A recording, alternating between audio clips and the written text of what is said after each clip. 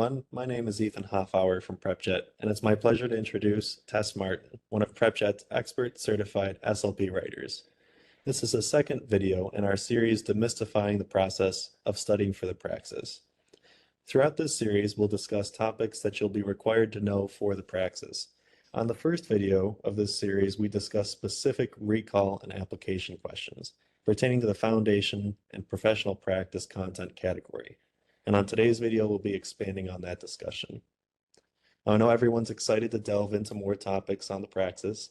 So in videos published after this date, we'll be discussing topics from the screening, assessment, evaluation, and diagnosis category, as well as planning, implementation, and evaluation category. To start off today's video, we'll be discussing an area that many SLPs don't feel so confident in. These are the characteristics of common communication and swallowing disorders and factors that influence communication, feeding, and swallowing.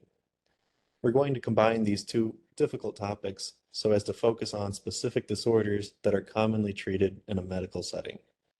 All right, so looking at this question, we are trying to determine which of the following diagnoses results in auditory language comprehension impairments. So that's really what we're looking for here. Deficits in auditory comprehension are a hallmark of Wernicke's aphasia. Auditory language comprehension is relatively intact in individuals with conduction, anomic, and Broca's aphasia. So going through those answer choices, you need to find which of the following diagnoses is consistent with auditory language comprehension impairments. So really, when we first look at this question, it kind of looks like it's asking about treatment planning or implementation, but really we're looking at the different types of aphasia. So a lot of questions on the Praxis, they really reflect how we function as SLPs.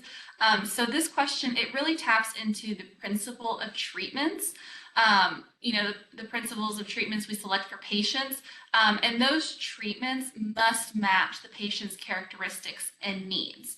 So when you're taking the practice, we really encourage our test takers to be flexible and nimble when approaching these exam questions. So even if you at first assume, oh, this is what the question is going to be talking about, you may need to shift gears pretty quickly after you read the full question to make sure you focus on what the question is really asking. So when you're reviewing the answer options for this item, your goal is to find a type of aphasia associated with deficits in auditory comprehension. Typically, a lot of people might be able to recall this information based on the information, but if you can't recall this information, it might kind of help to start working down the list and look at the answer choices that you know are not associated with those deficits, and you can kind of mentally cross those options off. So a process of elimination is a really good test-taking strategy, especially for a question like this. And using a process of elimination, it'll also just help you make a better guess. If you do get down to two answer choices, that maybe you're not quite sure of, then you can have a better chance of guessing if you kind of go through that process of elimination. Also, make sure that you read every answer to a question. Sometimes when we are reading question answers, one will immediately jump out to us, but there may be an even better option later in the list. Now for this question, that's not really the case here. It's a little bit more straightforward, but it's always a good rule of thumb to make sure to double check your answer choices, read through them really quickly, or not really quickly, to read through them very carefully. So let's kind of double check our selection of Wernicke's aphasia. Options B, C, and D are conduction aphasia, anomic aphasia, and Broca's aphasia. Auditory language comprehension is relatively intact for individuals with those types of aphasia. So option A, Wernicke's aphasia, is correct. Perfect, thank you, Tess. The second question we have to review is provided on the screen. Tess, could you tell us a little bit more about this question as well? All right, so let's kind of look at these answer choices. So the correct answers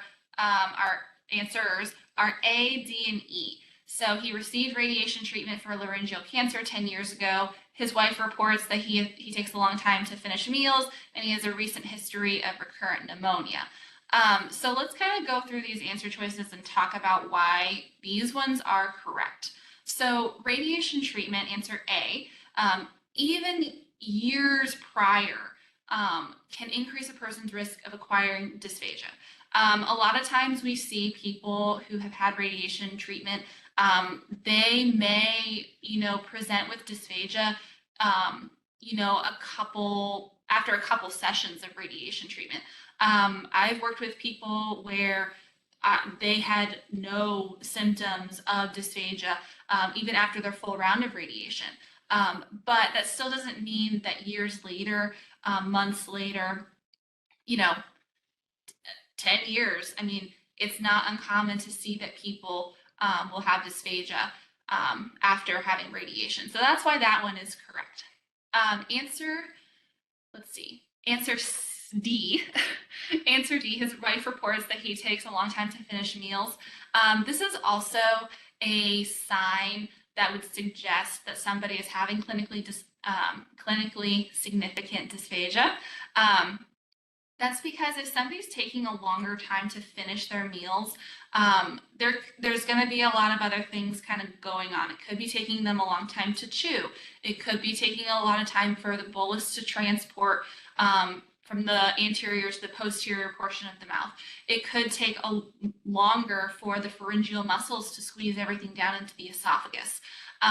It could also be that somebody who has dysphagia, maybe they're coughing a lot while they're eating and drinking, and so it takes them a longer time to finish their meals simply because they're trying to clear their airway when things are kind of getting down into the trachea.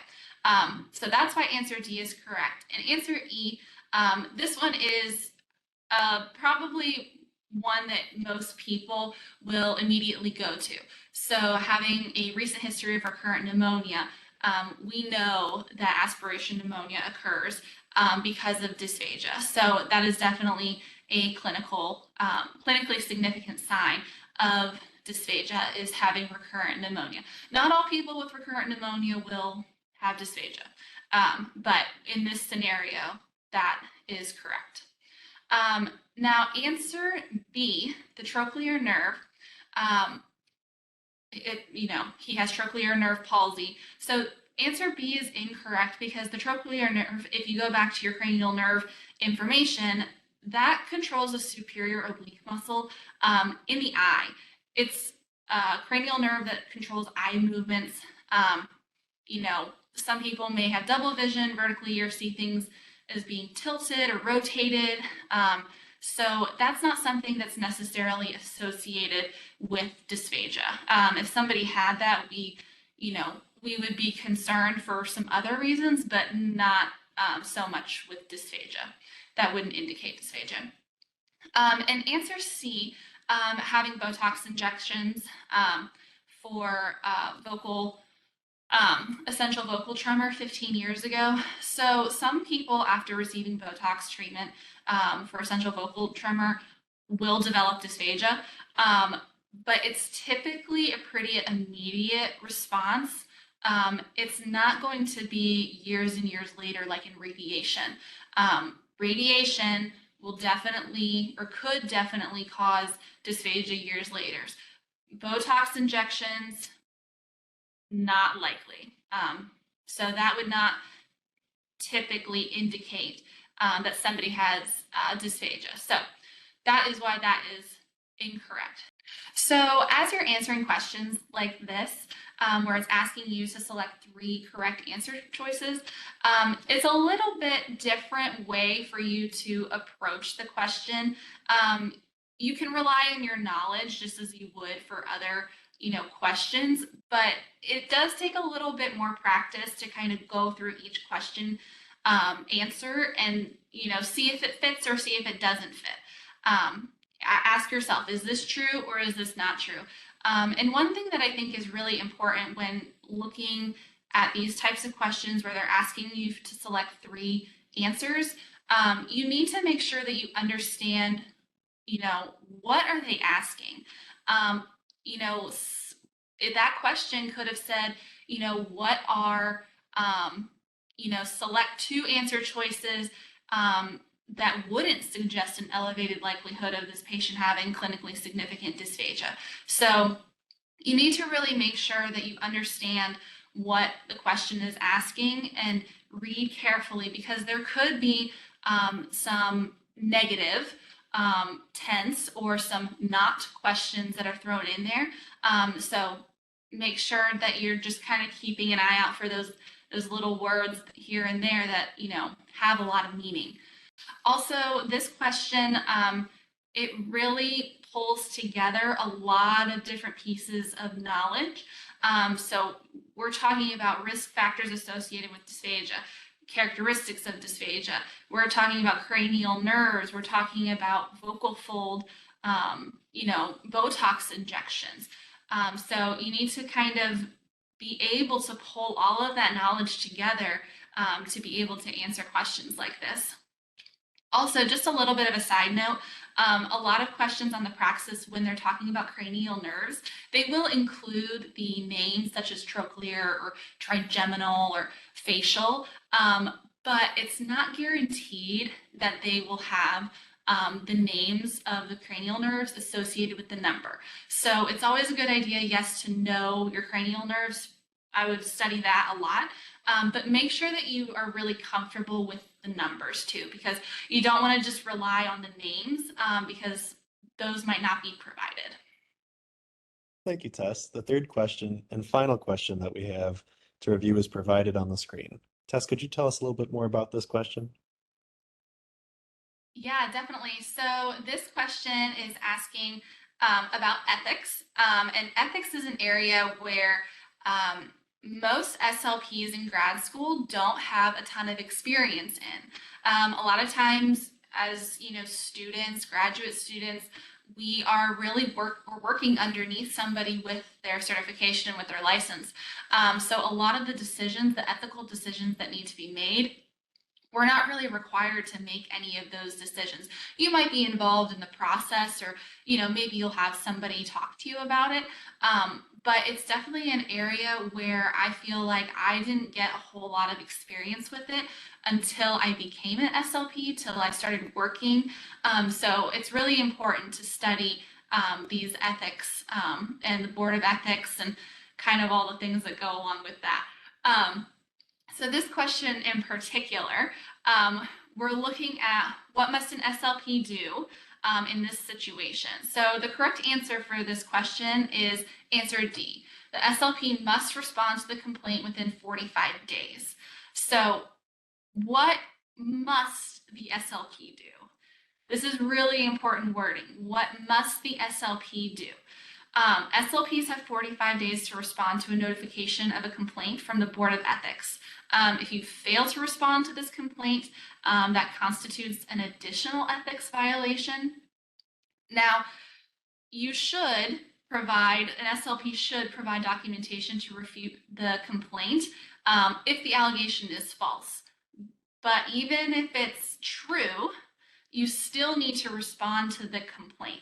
So in some instances, an SLP's appropriate response might be to acknowledge that they did violate the code of ethics. But that isn't really refuting the complaint. You're still having to respond to it. So answer D would still be correct, and answer A is incorrect. So looking at these other answer choices, answer B, file an appeal within 45 days. This is incorrect. According to the process, SLPs will have 30 days, not 45 days, to appeal a decision that the Board of Ethics comes to. So you don't really file an appeal unless the Board of Ethics has come out with a decision. So if you get, if this SLP receives written notice of a complaint, she doesn't need to file an appeal because the Board of Ethics hasn't made a decision based on anything. She just needs to respond to the complaint still. And because ethics complaints cannot be made anonymously, the identity of the complainant and a copy of the complaint form along with all the attachments will have been provided to the SLP. But even with that, the SLP should deal directly with the Board of Ethics and they should not contact the complainant. So that's why answer C is incorrect. No one would need to get a confidentiality waiver from the complainant in this scenario. So going through and making sure you kind of know the process for ethics complaints is definitely important. You also might be asked to identify, the most ethical way for an SLP to respond in a particular situation. So you kind of need to know all the steps to take if there is an ethical dilemma. So in this question in particular for, test taking strategies, making sure that you are aware of the wording. So the main thing to notice is this asks what the SLP must do. This means that the correct answer will describe a specific step that the SLP is required to take. All right, so looking at this question, it really illustrates 3 important test taking skills that you're going to need for the Praxis. So first, read the question carefully. The word must was essential for understanding what was being asked in this question. Secondly, read every answer option before selecting one. Don't quickly select the first answer that sounds right. There might be a better option that you haven't read yet. And third, if you're not sure which answer is correct, refer back to the question stem for clues or details you might have missed the first time you read it, or if you forgot while you were contemplating the answers. In this case, reminding yourself of the word must in the phrase must do the following would have been very helpful for framing the question correctly if you were stumped. Also remember, there's nothing intentionally tricky about the questions on the Praxis. An item will contain the words or details you need to identify the correct answer, assuming you know the content. So don't add or subtract anything. Don't assume anything about the question. Just use the specific words. And I find that speech therapists are really good at this. We deal with syntax and language almost all the time. So using that skill to your benefit on this test will definitely help you. Thank you, Tess. This concludes today's video. We hope that you found it helpful and that you'll join us for the rest of the series. If you haven't yet viewed the first video in the series, we encourage you to check it out. There will be links for each video of the series on the PrepJet website. PrepJet wishes you the very best as you prepare for the Praxis.